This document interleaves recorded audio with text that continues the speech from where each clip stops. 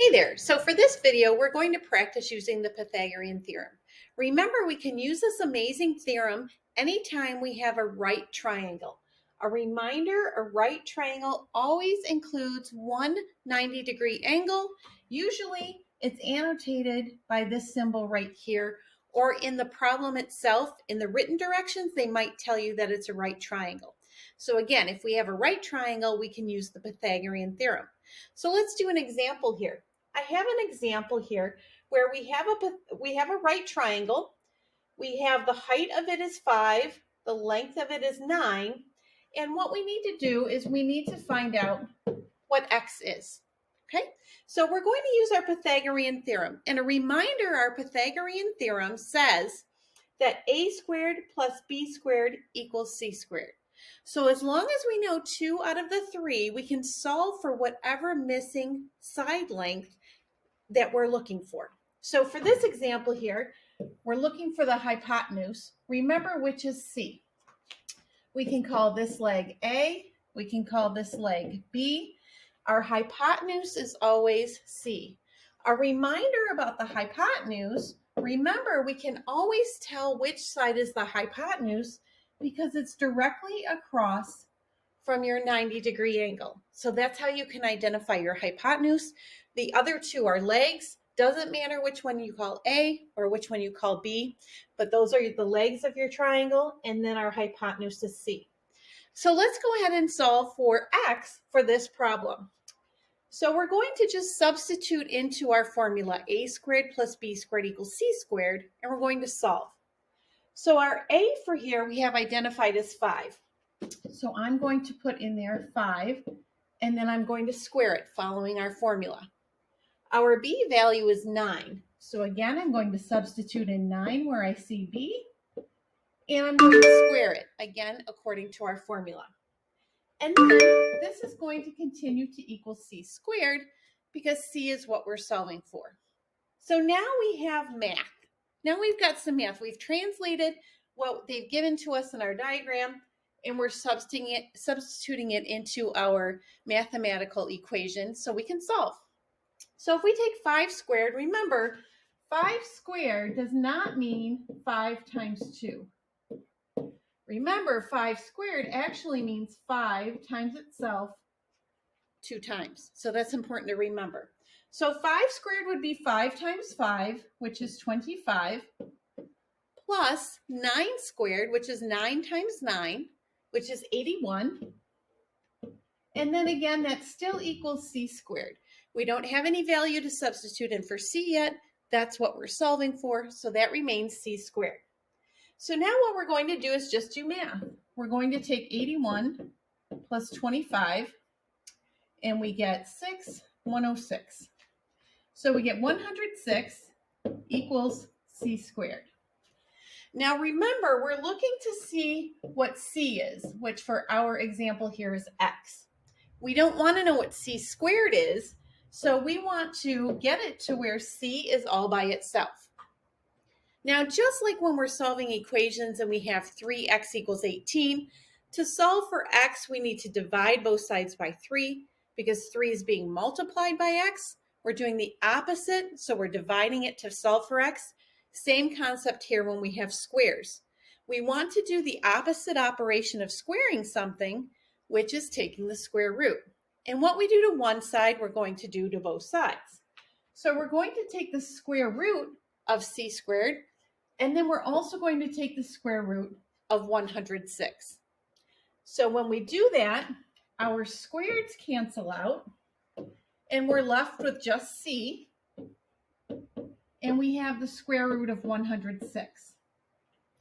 So we can either use our calculator and take the square root of 106 and find out what that decimal value is, if they allow us to do that. Sometimes when we're looking for a result, they want us to keep it in the form of a radical or a square root. So if we were to do that, what we would do is we would take 106 and keep reducing down until we can get it simplified no further. So we know that 106 is even. So we know 2 times 53 would be 106. Well, 53 is also, that's prime, and 2 is prime. So ultimately, we could leave this as c equals the square root of 106. Or we could take our calculator, plug in 106, and hit the square root button, and see that c, the square root of 106, is also 10.30 if we're rounding. So either one of those answers should be acceptable. So we have found that our value of 6 is either 10.3 or square root of 106. And that would be our answer for that example. Not so bad, not so bad. It doesn't look pretty when it gets down here. It looks a little scary, but it's not bad at all. If we just reduce it down, all we had were prime numbers. There is nothing out that we can take. So we can either leave it as a decimal or the square root of 106. Awesome. Let's try one more. So for our second example, we have this triangle here. We know that it's a right triangle because we're given that symbol here to show us that we have a right angle inside this triangle. And let's write down the Pythagorean theorem to remind ourselves. So that's going to be a squared plus b squared equals c squared. All right. So notice for this problem, the hypotenuse, remember, is always across from the 90-degree angle. And the hypotenuse is our c value. So I'm going to put equals c there. Remember, the legs of the triangle are A and B. So we have one here that we don't know, and we have one leg that we do know. So let's call the leg that we do know A, and B is the value that we're looking for. We don't know what that side length is. We're asked to find the side length. So this is the side length that we're looking for, which is B.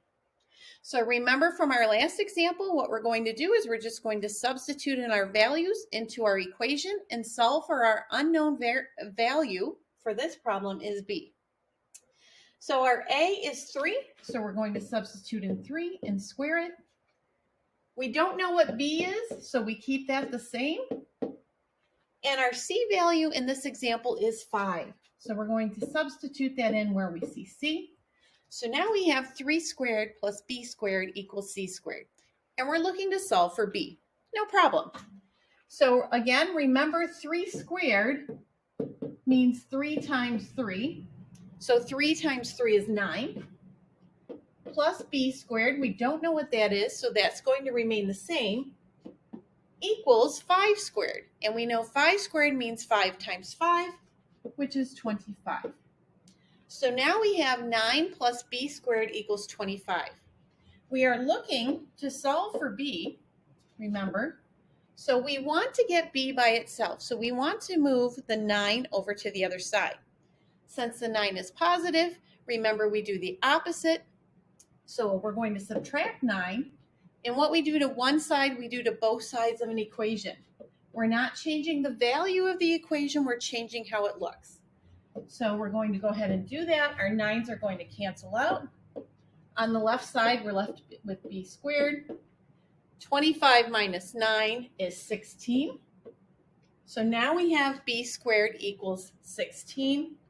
Reminder, we're not looking to find out what b squared equals. We want to know what b equals.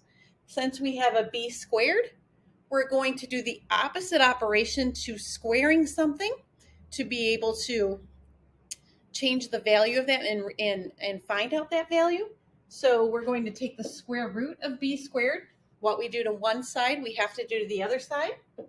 Take the square root there also. So now we have b, because now we have b, because our squared cancels with our square root, equals the square root of 16. The square root of 16 is a perfect square. We know that that is 4. So we have found that our side length B is the value of 4. I hope this instruction helped. I hope you feel more comfortable with the Pythagorean theorem. If you need any more help, just reach out.